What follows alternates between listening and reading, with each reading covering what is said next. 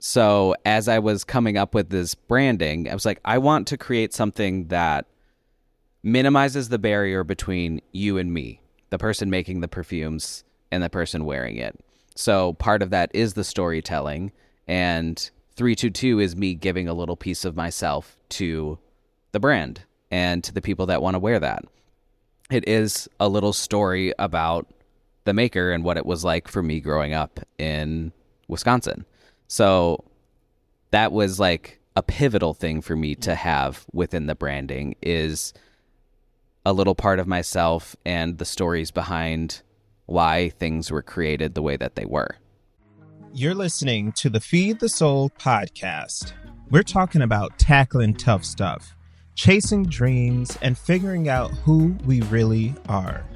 Each episode ends with a word of advice or encouragement, a nugget of inspiration to empower you to dream big and take that leap of faith into the wild adventure of life. Hello and welcome to the Feed the Soul podcast. Savion here, your host, and I am joined by, well, for some, he's known as Caleb. For others, he's known as Wes. To me, he's just my boo. And they may have all been thinking, I wonder if he's going to be on this show ever. Well, of course. It just had to be the right month. It's June. Happy Pride, everybody. Happy Pride. Welcome. Thank you so much. Good to be here. Okay, so before we get into and discuss the elephant in the room, aka your name, for the like, folks, who's the elephant? who has some? No, why? Who is the elephant? But tell the listeners, for those not watching, where we are. Describe this place, this ambiance. We are currently at Glass Note Candle Bar in the Walker's Point neighborhood of Milwaukee. It is a DIY candle bar. If you're watching, you can see the vibe, but if you're on, or if you're watching or listening, wow. We've got a bunch of fragrances on the wall. We've got a bar. We're in a very rustic building, so we've got a lot of Cream City brick in here, lots of exposed iron beams, very cozy vibes in here. It is a space where people come in and make their own candles and have cocktails. Beautiful date night location. So we've created it to be super cozy and make people want to stay and hang out. And what stood out to me there was Cream City brick. I've heard Cream City brick a lot, but didn't really understand what that meant. It's just the color of the brick. Yeah, it's like the brick that's specific to the buildings that were built in Milwaukee. What would be like a historic building material. So what's a different kind of brick? Just a brick. Red brick? Red. I don't know. I don't know what the other bricks are called. I know what our bricks are called. We just trademarked Cream City brick. Wisconsin, Milwaukee only. Probably, I don't know. Okay, so let's get into the elephant in the room. Your name. Born Caleb. And then you nonchalantly, casually said, That's literally how people like ask me. They're like, so what's Caleb? Like, I just see Wes now on social media. When did that change? Like, what do I call him? Yeah. Well, I was born Caleb Wesley Marse. And so then when you tell people, Wes is always a part of my name. Well, it was interesting because it started as like the alter ego, because you had Max, and I was like, I want one. I'm gonna be Wes. Say, don't tell them. Don't tell them my alter ego. So I was like cosplaying as Wes for a little bit as my alter ego, and it felt more authentic to me than Caleb was feeling. The reason being is I think I spent so much of my life in the closet as Caleb and like being who I thought I should be for the world versus who I actually felt like I was. Like, through coming out all the way up until like a year and a half ago, since I started going by Wes for the first time, I was still coming out to myself. So I was like, yeah, I came out, like people knew I was gay, whatever, but I still didn't exactly know what that looked like for myself yet. And once you kind of like the shed the closet, essentially, of like, okay, I don't have to hide, then I basically gave myself the freedom to start exploring self-expression, how I wanted to show up, and all of those things. And along the lines of that, I've just kind of felt like at some point Caleb felt like the old version of me, like the dead version. And now Wes is much more authentic to, I think, the vibe that I give off, the way I like to show up in the world, and just feels better. At first it was like not weird. It immediately felt normal to be called Wes by someone else. Yes. So I pretty much started going by Wes, like casually, like telling a few people to call me Wes. And then I started working at Lululemon, and I was like, from the start, Wes. Everybody knew me as Wes, and it didn't feel weird at all. And that's kind of when I knew I was like, oh, right, yeah, this is better. Now we're at a point where it feels weird to be called Caleb, which is interesting. Because at first it was like, yeah, whatever, you can call me anything. I'm not going to be upset about it. True. But I will say the longer it's been being called Wes and like feeling more like that's who I am, being called Caleb feels strange. Just like, oh. Especially new people. When new people call me Caleb, I'm like, I will say probably because I use it interchangeably. yeah, I think there is some confusion there. Like if you've introduced me, Yeah. sometimes you call me Caleb and I'm like, do I correct them right now? Like, you're not wrong. He just introduced me as the wrong name. Which is interesting because like I have a unique name, Savion, where like you either remember it because it's unique or you don't remember it because it's unique. But I have the same thought of, do I correct you right now of just like the pronunciation of my name? Whereas it's your name, Yeah. but also not your name. I mean, yeah, it is still my name. It's just not how I go. That's not what people call me anymore. Or not what I want to be called anymore. Yeah. Which, you know, it's Pride Month. So, you know, stickers of theys and thems are out.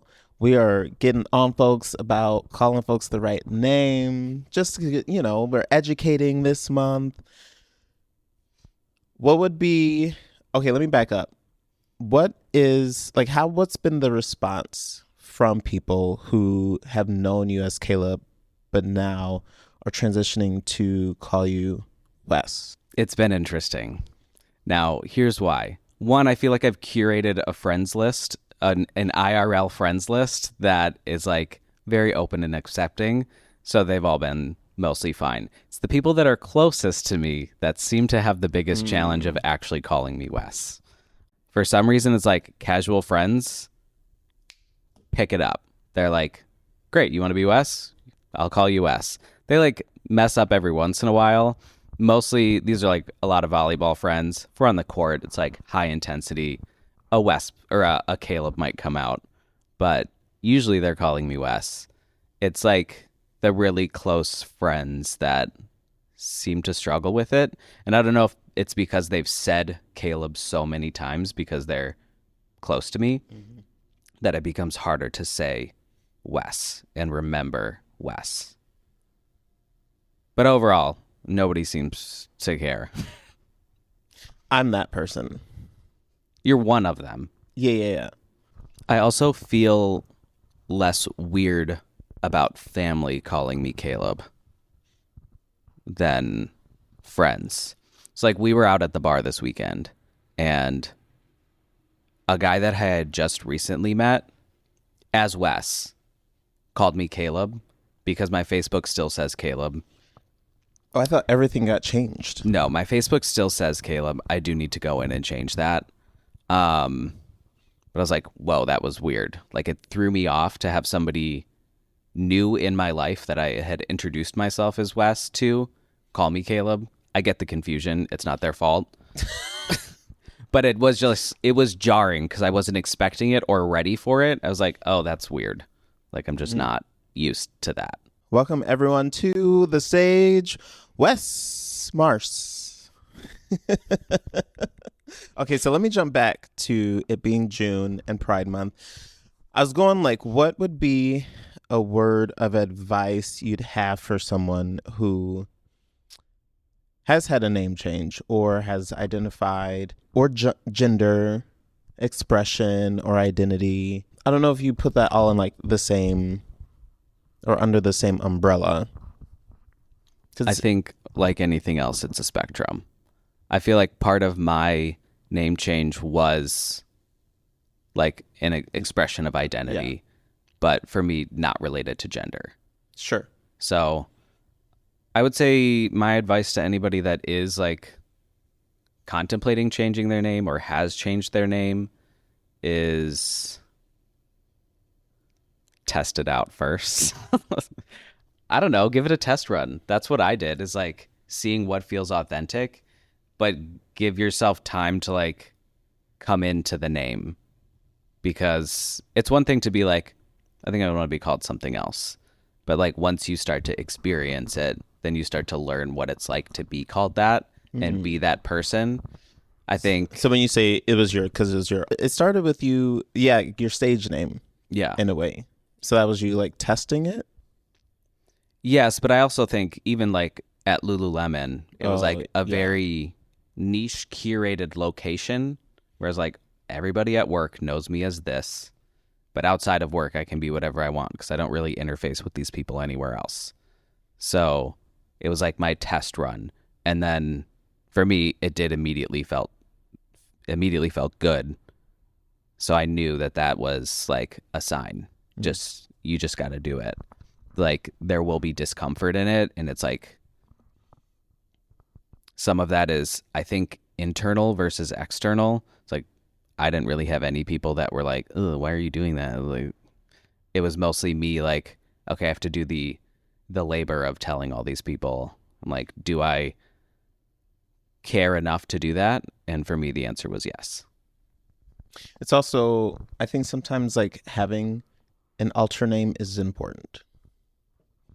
Just like in general. Like when you're out at the bars, you're like, "Ooh, what's your name?" You're like, you don't need my real name. No, I'm just going to tell you something. That's when you give out fake numbers, fake names to go with that number.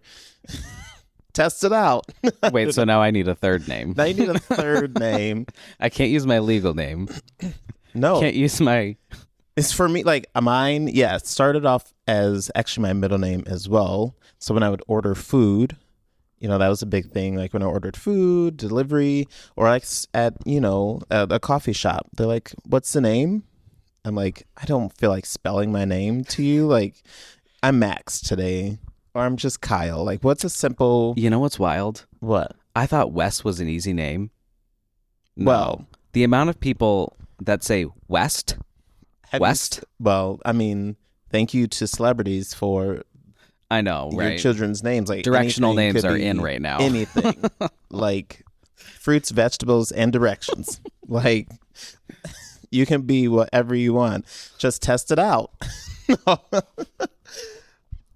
What would be, and then, so that was your advice for people who are interested. I don't know if I gave advice, but... Yeah, I mean, are you not locking in with test it out? I think that was... I don't know. Yeah. Valid. Like, how does it feel to you? Like, does it feel authentic to you? Does it feel like you? Like, if there's I think that's more it. It's like, maybe you don't need to test it out. I think it's more like, make sure it does feel authentic to you, and that it's not just like some halfway of like, but I'm going to try this one. And then from other people, like other people. No, that's what I'm saying. Yeah. I mean, yes, partly. I think when you hear people call you the name, it feels very different when you like think about the name to yourself. Yeah. So I think that's the part of like test run it, is like see what it feels like when people call you that. And if that still doesn't feel right, keep testing. Yeah. What's your advice to people who are struggling with someone's name change, like your closest friends who still call you Caleb, what would be a piece of advice like to them who are like, sorry, missed that one again? I think my advice would just be try to be better. In a way, that is the advice. And Right, yeah. the other hand is like, as long as you are not doing it maliciously, I think people will be understanding. If you're calling me Caleb out of spite, like you don't want to call me Wes, then we're going to have a problem, because it's like, well, you're not respecting me and what I'm looking for. But if you call me Caleb by accident, I'm not going to be upset about it. So I think just like know what your intentions are behind calling somebody what they want to be called or not what they want to be called. And if you have bad intentions, I think you need to reevaluate, like, one, yourself, but two, your relationship with that person. Both parties reevaluating Absolutely, that yeah. relationship for sure. Yeah, whether that gender expression and identity, or just want to change your name, because that's the thing, folks change their name all the time. I mean, you think about like people who get married, right? They change their last name, and it's, I think, really easy that they just, oh, yep, you got a new last name.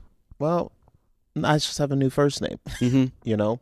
Well, I think of how many people that I know that go by a nickname. I have no idea what their real names are. That's true. Absolutely no idea. And Actually, I don't not for care. me. I don't know that. I'm like, okay, if this is what you want to be called, Yeah. then great. Great. Well, since it is June, what do you have planned for Pride Month? I think the only thing is pretty much Pride Fest here in Milwaukee. Bingo, bingo, That's bongo. like the main event happening. Yeah. So that is the first full weekend of June. And one of my friends is coming into town from Portland. Hey, Erica. Welcome. So she'll be staying with us, and we'll be hitting Pride Fest. This year is apparently going to be bigger than normal, which is really exciting. Why? Well, Like, they just why have is it like the biggest. they just have like more stages open, and I guess more performers, seems like bigger budgets. Come on, money. Yeah. So we are going to see what it looks like this year. Because I feel like I remember the first time we came to Pride Fest in Milwaukee. 2019. Yes. It felt like grand. Kim Petras performed. What? And shut up. You don't know Kim Petras? I know Kim Petras. I do remember seeing her, but I wasn't like goo goo gaga over her. But Kim Petras was here. Icon, star. yes. Right. And then we moved here, and I remember them being like very rinky dink. That's because kind of Pride. The C word Mm-hmm. happened. Yes. So what was 2020 like canceled? No, it was just moved back to October. Yes. And then canceled. And then the next one we went to was kind of rinky dink, a little sad. And then the next one started to grow again. We saw Peaches, one of the most iconic performances I've ever witnessed in my life. It was wild. If you've not heard of Peaches or seen a Peaches performance, go on YouTube after you finish this episode and watch Peaches. I don't even know if I should put that in the, at the end you can have like the video pop up of which, Just give a warning. Well, actually, I would love to have our guest have a Spotify moment on the Feed the Soul podcast. So I get to make a mix? You get to make a mix. So you have to check out Wes's playlist. It's going to be iconic. Honestly, I think you guys are going to love my playlist. I have really great music taste. It's pretty all over. Exactly. You're going to be on a roller coaster, and you're going to love it. Which is kind of funny, because when I ask people, I think that's like the common, and I feel like I should say this moment when you say, what do you listen to? What's the answer that people say? I listen to Everything but country. I listen That's to my friends, at everything. least. It's all over the place. It's like, but is it really for Wes? Yes. Yes, it is. And I think, just a little, Music is the spice of life. yeah, but You a gotta TED Talk just match moment. the vibe. Not everyone's listening to everything. Fair. Let's just be honest about it. We can learn about you from that, And that's the point of the question. Like, what do you listen Right. to? Everything? All right. Well, I think people are trying to say, like, oh, I'm open-minded and exploratory. Yeah, but where do we take the conversation from there? Maybe we need to ask deeper questions. What kind of music? Hello? Who's your favorite artist? That part. Who are you obsessed with right now? No? Sports. That's Not music. that. Give me It's Pride football. Month. Give me football. I want to come back to this space, Glass Note Candle Bar. So you talked about you can come in, great date night, make your own candles, have a drink. What's your favorite part about Glass Note? I think my favorite thing about the space is the opportunity to like nurture creativity in a way that people generally don't have access to. Okay. Let me tell you more about that. The way we foster creativity is through fragrance creation, which most people don't have access to blending oils together in these types of things at home. But it is a very creative process. So when you come in here, you have access to over 100 fragrances. You come in, you smell them, you think about, okay, what do I want to create? What ambiance am I looking to curate? Am I creating a candle for an event? What's the vibe I'm going for? And as you're going through, you're picking which fragrances you like. Then you talk to your chandler, which is a medieval term for a candle maker, and your chandler will get you the raw oils that you've selected from the fragrance wall. From there, you get to actually blend drop by drop the fragrances together to create something that is unique to you. I can almost guarantee that out of the many years we've been open, nobody's created exactly the same candle because it's really hard to mix together 20 milliliters of oil exactly the same every time, even if you were trying to. So every candle that comes out of here is purely unique and custom to you, and it allows you the creativity to explore something new like fragrance design. So like for me, I like really complex candles that create more of an ambiance versus directly smelling what it is. Like you might light a candle and be like, oh, that smells like lilac. But to me, that's not as exciting as lighting a candle and being unsure of what the notes are in there, but understanding like the story that the candle is trying to tell. Have you ever thought about that? A candle telling you a story.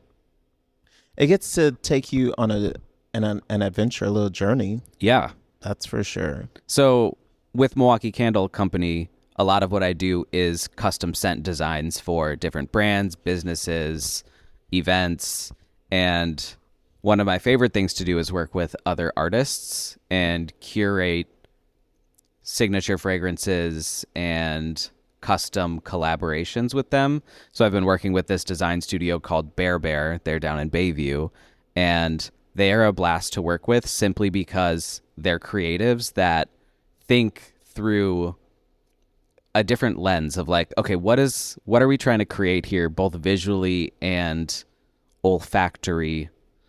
Olfactory. And when we're sitting there together, you can say things that seem off the wall and they get it. Very their brand. Yes. It's like we launched a woolly bear candle with them. We're launching a tiger moth candle with them. And as we're creating the fragrances, we're not saying like, okay, well, we want it to smell like grass and we want it to smell like this. We want it to smell like a fresh breeze. We're thinking, I want it to smell like when I was a kid sitting on the back porch. My dad's out back mowing the lawn and jazz music is playing.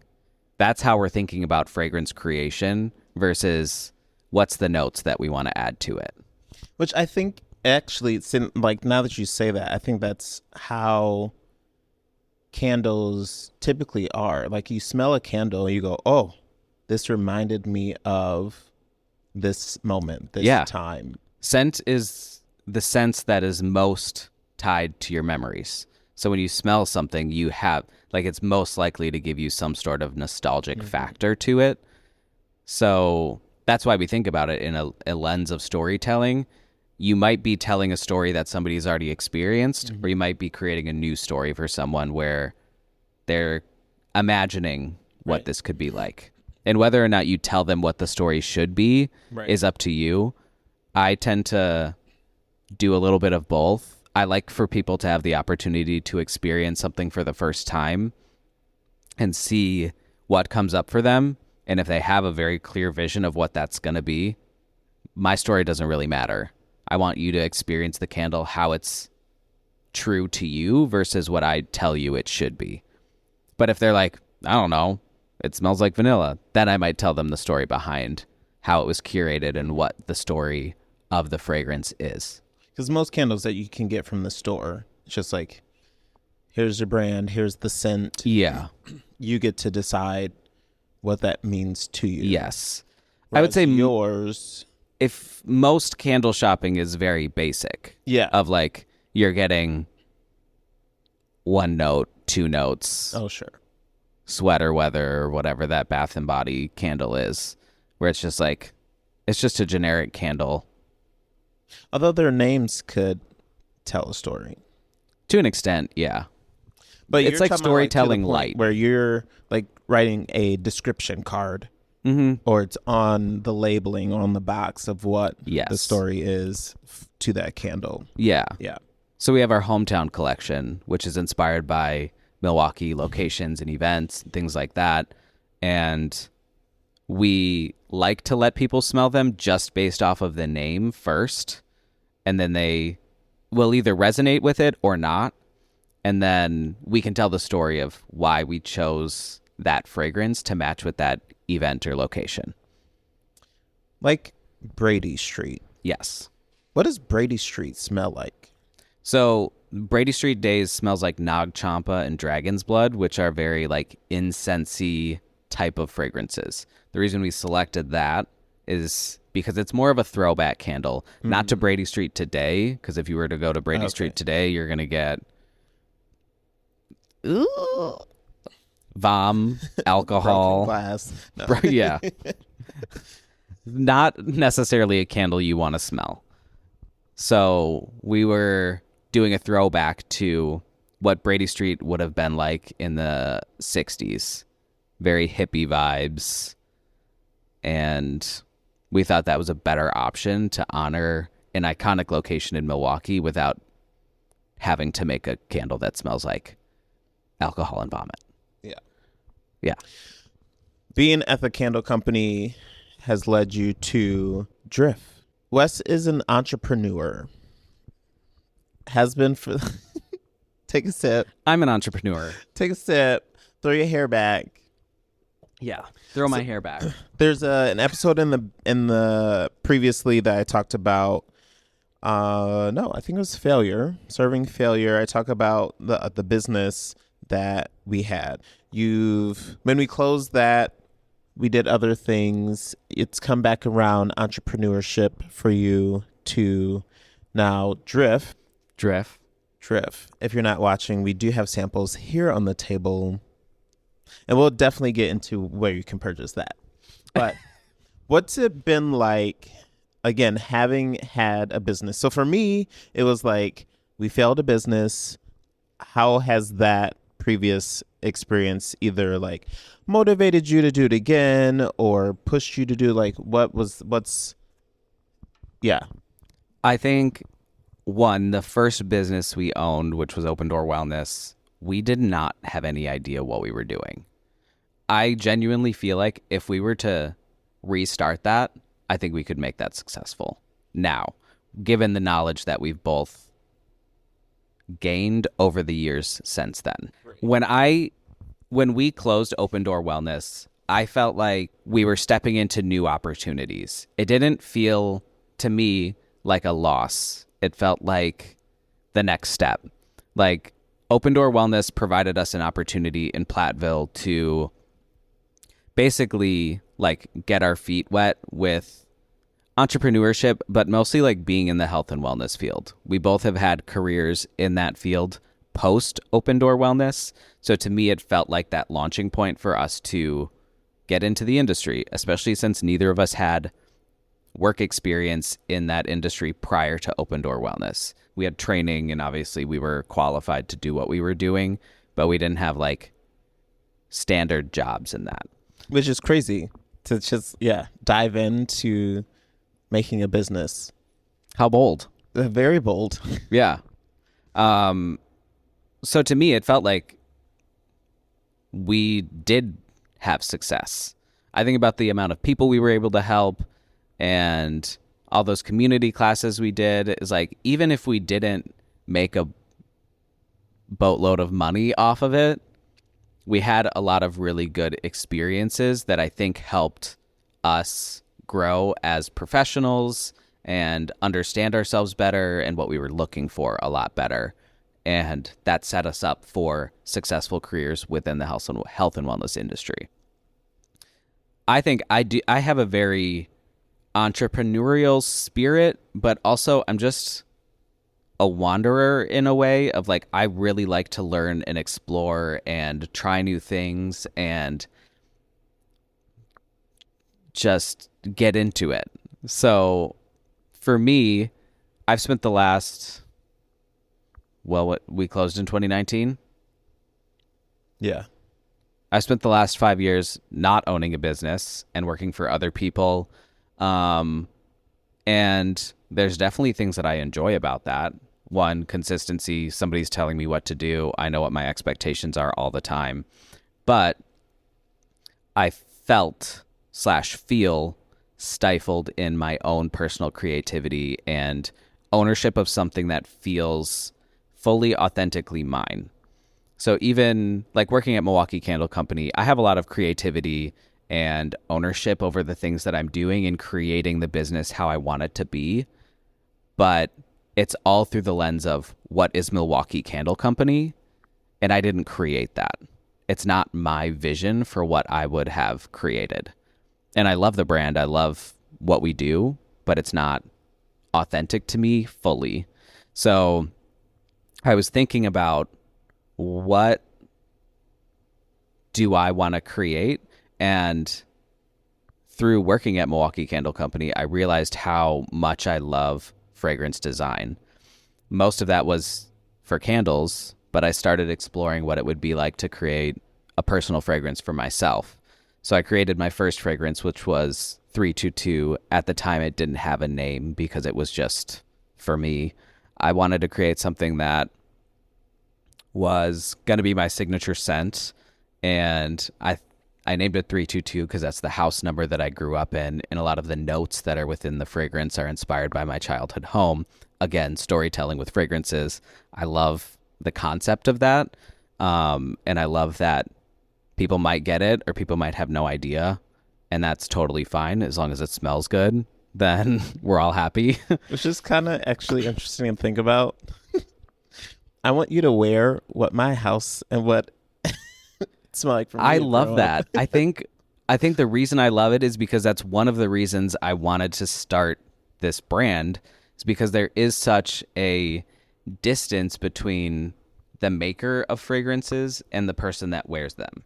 So for me, I was thinking through the lens of like, okay, we have all these, like if you go to Macy's, all you're shopping for is like Gucci, Dior, like the name brand fragrances. Do you know who made that?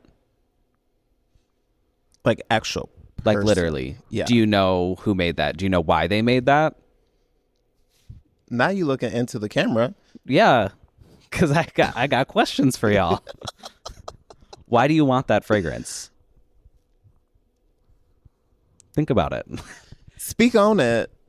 So as I was thinking about this, I'm like, why am I spending $350 on a fragrance that's cheaply made and is just branded with a name brand to get you to spend a lot of money? To me, I don't give a about that. Like, it doesn't mean anything to me to wear a Gucci fragrance because I don't care to brag about wearing Gucci. It's not important to me. So as I was coming up with this branding, I was like, I want to create something that minimizes the barrier between you and me, the person making the perfumes and the person wearing it. So part of that is the storytelling, and 322 is me giving a little piece of myself to the brand and to the people that want to wear that. It is a little story about the maker and what it was like for me growing up in Wisconsin. So that was like a pivotal thing for me to have within the branding, is a little part of myself and the stories behind why things were created the way that they were. Drift. How DRYF? Where did that come from? So Drift, one, I really wanted a one-word name, like short, sweet, to the point. And I was thinking about like how I told you I had a wandering spirit. Drift means to like float, to wander around. And that felt like the right name. I didn't want to just do Drift. Also, I think there's already a brand called Drift out there. So I created something called Drift because it's the same vibe, the same meaning tied to it, just with a little spin. And that's in the branding a lot, of just like taking things and giving them a little twist. And I think I Googled Drift. Yeah. Because I was like, what does that mean? Where did that come from? And it wasn't what I thought. Like, the definition was like, nah, I don't think that's what he was going for. Yeah. When I look up the spelling of this word. Okay, so we have 5 fragrances here. You know, because if you're not watching, we have them on the table here. And so if you are watching, let's talk about it. And then for those listening, as you can tell, he's doing a great job describing. So painting a picture for you as you listen. So our five fragrances. You've told us about 322, your childhood home address. So 322 is a floral musk, essentially. So top note of Lily of the Valley, and then like a rich, resinous, musky base to it. All right. I have Tree Hugger. Tree Hugger is one of my favorite names. It just makes me smile because it takes me to nature. Yeah. And it makes me literally like, I think about hugging a tree. What's the movie? Superstar. Oh my gosh, I haven't seen that in so long. Tree Hugger. Yes. So Tree Hugger is a really woody scent. It has notes of patchouli, tonka, cedarwood, balsam. And that was the concept of like, imagine going into the woods and instead of you hugging the tree hugs you and leaves its fragrance behind. That I would wear. That's not my You have to enjoy patchouli to wear Tree Hugger for sure. But I will say, so one thing to note about perfumes is smelling them straight out of a bottle like he just did isn't necessarily the recommended way to sniff a fragrance. You'd want to spray it onto something, whether that be yourself or one of the little fragrance blotters, and let it dry. So with a spray perfume like this, it has alcohol in it. So if you're sniffing straight from the bottle, you're going to smell alcohol, and it's going to be aggressive. Where if you were to spray it on something else, you let it dry, aka the alcohol evaporates, and then you're getting the true fragrance. And it also, if you sprayed it on yourself, will blend with your natural oils and create something a little bit more signature to you so you get an honest representation of what it smells like on your skin. That one, though, I smelled it. Patchouli. Yes. She's shining. She's strong. Yes. She's strong. Absolutely. One of my other favorites, actually, they're all great names. Shh. Shh. I thought it would be hilarious to name a fragrance that is a sound. Because it is funny to say, like, oh, what are you wearing? Oh, I'm wearing shh. It's like, what? But it is tied into the ambiance that the fragrance creates. So it's a very fresh, ozonic, calming fragrance. And to me, it feels very meditative. Like, I imagine myself on, like, a bluff of Lake Michigan, breeze blowing through some grasses, and I'm just chilling. I'm vibing. Like, I want to shut up. I want to listen to the sounds. I want to hear the birds. And that's what vibe that fragrance creates for me. Laying in the grass, of course. Avi. Squirrel seed. This one, I think, is my favorite name. As I had mentioned, my friend Erica is coming to visit, and this is named after her in a way and inspired by her. I created this fragrance initially as a gift for Christmas for her, of like her own signature fragrance that she can wear. Well, it was really freaking good, and it felt mean to only keep it to myself and to her. So I decided to share it with anybody that wants to get it. And it's called Squirrel Seed because I think it might have been the first time I went out there to visit her. We're long distance friends. We've never lived in the same place. Like, we really took a risk on our relationship and jumped into it and saw what happened. And so I'm out there visiting her. We're driving behind this bus, and the Portland bus has a sign on the back that says something, something, something, the squirrel seed. It was a long quote, but what was most meaningful to me was, you're the squirrel seed to my rat need. And that just was so funny to me. Like, that is a hilarious quote to put on the back of a bus. I've never seen anything like that before, and it just felt so right. You had to be there. You had The to be there. squirrel seed to my moment. rat need, that's for everybody. Okay, that part, but what's the rest of it? Don't you have a friend that or like a person in your life where you're just like, you just like get it. Even my stupid, idiotic things that I want to say, like, you get it. Yeah, was this for drugs? Was this a drugs ad? No. It was about like the bus system being Oh, it like was for about everybody. the bus It was system. about the buses. Oh. Right? I mean, very Portland. It's like, what the hell? Why are you what? It's okay. But that just became like our little funny thing. Because when you get a rat need, it's like you just need something. It's just like, I need that. It's like, that's what it's about. It's like the squirrel seed. It's like, that's the thing you need.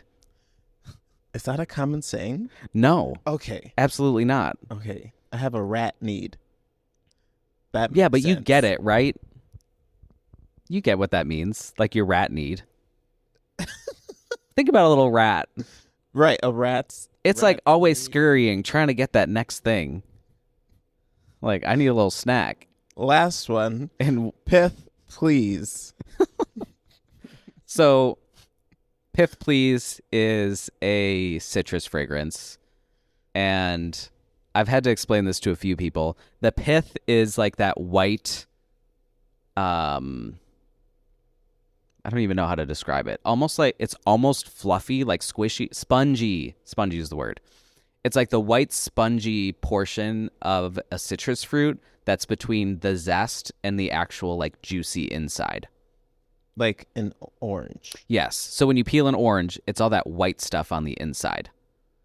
If you were to taste that, it's very bitter. Not delicious. So basically it it's would like taste that like the- inside portion. I should not be saying that. I'm like, it's disgusting, not delicious, and then I named a fragrance after it. Okay, which one? The reason I called it that is simply because this is a citrus that has a little bit of a bitterness to it. I didn't want to create like just like a super bright citrus I mean, it is a very bright citrus, but it has a little bit more complexity to it with a bitterness, which is why I called it Pith Please.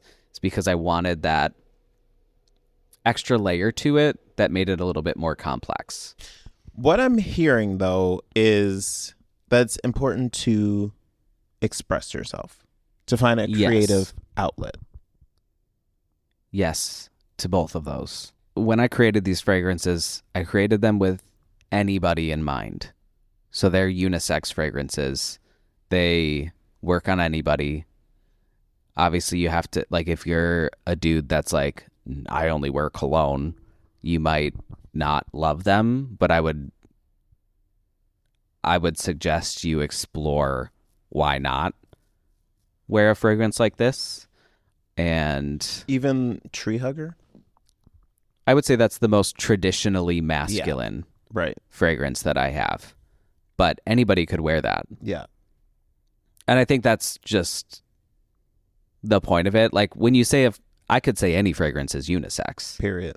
Because it's a fragrance. It's just a smell. What's that got to do with anything besides does it smell good or does it not smell good? Period. So when I created them, it is about finding a fragrance that feels authentic to you and how you want to be perceived. Coming back to both identity. To yourself and to others. So I think you're the one that's going to smell yourself the most. And it's important that you smell how you want to smell. Do you smell it when you wear it? Yeah. All day. I think there are times when I go nose blind to it where I'm like, I'm not paying attention. Yeah. Sometimes that wind just go, and you're like, shit. Gives you a little whiff to the nose. Yeah. Back to identity. Like, I think that's like, which one do I identify with? What do I want to smell like? And it represent me. In a way. Well, actually, it's interesting. A friend of ours just recently smelled them, and she smelled Tree Hugger, and she's like, "Oh, that smells so good. I could never wear that though." I let it go because I was like, "That's your perception. You can."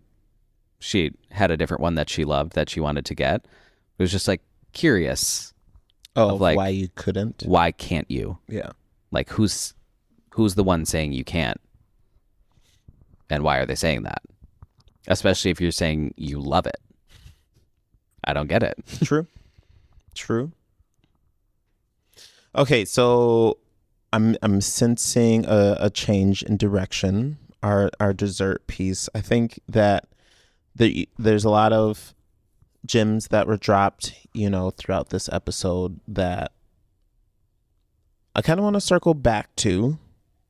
I think especially for this time of month, like June being Pride Month, I think that all of us could probably do a little reflecting on who we are, how we identify, what we want to represent us and represent others as well. Each month has some, Black History Month, Women's History Month, that there's time of reflection and representation. Summarizing kind of some of those pieces that you talked about, like what are just some big major pieces of advice that you'd give folks I think in the LGBT community who are maybe wrestling, who may be in the closet, may not know how to express themselves or accept those pieces of themselves to wear what they want to wear. Do one thing at a time. It doesn't have to be everything all at once. I know that my journey to self-expression was very slow. Like literally one thing at a time. Months and months in between each thing that I would change about myself to show up in a way that felt authentic. So you don't have to do everything right away, and you do what you feel comfortable with when you feel comfortable to do it. It's like there's no race to doing it. You can do it whenever you want. No race, no hurry. Yeah, I would say, just take your time. Yeah, we're forever evolving, and I think forever changing. Yeah. So like when you think you've done it all, or like you've made all the changes that you want to make at one time, the next literally, and you're like, actually, nah, or there's something else. I think the more you explore with the way you show up, Mm-hmm. the more you realize that it's all fleeting. And one day you might feel one way and the next day you might feel different. And once you have become accustomed to just changing with the winds and allowing yourself to be authentic, then it becomes a lot easier to one day be one thing and the next day be something else. And the day after that, something new again. Mm-hmm. And I think it is beautiful to be able to do that and have people around you that like you for it. Yeah. I think that's another piece of advice is like surround yourself with people that are open and accepting to the type of person you envision yourself being. Okay. Okay. It was like if you're on a journey of self-expression and you surround yourself with the people that you are right now, then they're expecting you to be that person that you are back then. Right. So unless you can see that they're going to be open to your growth in self-expression and willing to like grow and adapt with you, then you're probably going to need to look for some new friends and start doing that now and finding the people in your life that are going to stick with you as you explore those things. Yeah. Yeah. I was also going to have you give advice to the other crowd, the folks who we want acceptance from, if that makes sense. I would say just like listen to your friends, ask questions in a way that like feels loving and caring and not in a way that feels like judgmental. It's like leading with curiosity is going to be huge. People love, well, I shouldn't say that about everybody. People love to talk about themselves. No, that is...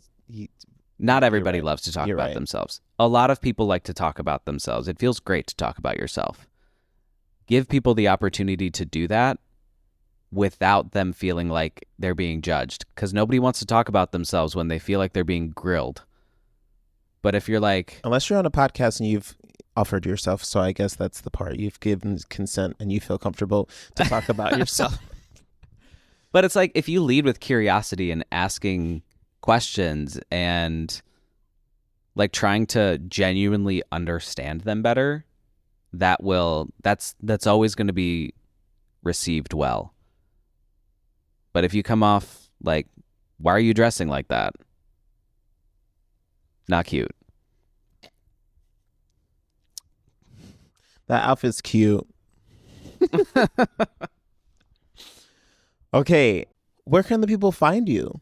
You can find me at drift.co on Instagram. That's also my website, drift.co. That's your handle on Instagram? Yep. They match. So if you know my IG handle, you know my website. Just get rid of the @ sign. You can find me at Milwaukee Candle Co. on Instagram. You can find me at Wesley Marse on Instagram. And yeah, all of my accounts are pretty much linked together. So you can just, if you find me on one, you'll be able to link to the other ones and hop around and see me in all of the places I'm creating content. Drift, again, is the fragrance, what do you call it? It's a fragrance brand. Brand. Yeah. Fragrance brand. And those are now for sale. Yes. They are live on the site. I'll also be posting, so if you follow me on Instagram, I'll be posting any events that I'll be selling at in the Milwaukee area. So if you want to smell them in person, you can always come to one of those. Otherwise, I also have fragrance flights for sale, which is little 3 milliliter vials of each of the fragrances. So you can test them out. You can also layer them and see which combination makes the most sense for you. It's kind of like buying eyeglasses. Yeah, it's like a little test, a little trial. Yeah, before you actually buy them. Glass Note Candle Bar is, again, another great place to come for a date night, solo, a small group. It's reservation only. Yes. So if you go to glassnotecandlebar.com, you can get a reservation to come and create some candles, and potentially you'll run into me while you're here. I think that's evenings only. Yes, evenings and weekends. Mm-hmm. Yeah. Cute. A little vibe here. Okay, the final sip. That final word of advice for the listeners, the watchers, the folks. Confidence is not being the loudest person in the room. Confidence is about knowing who you are and honoring that and showing up the way that is true to you. And that's the last. The final sip. Thank you for listening, watching, joining me again on the Feed the Soul podcast. Remember, to the world, you may be one person, but to one person, you may be the world. Go in peace, and I'll catch you in the next episode.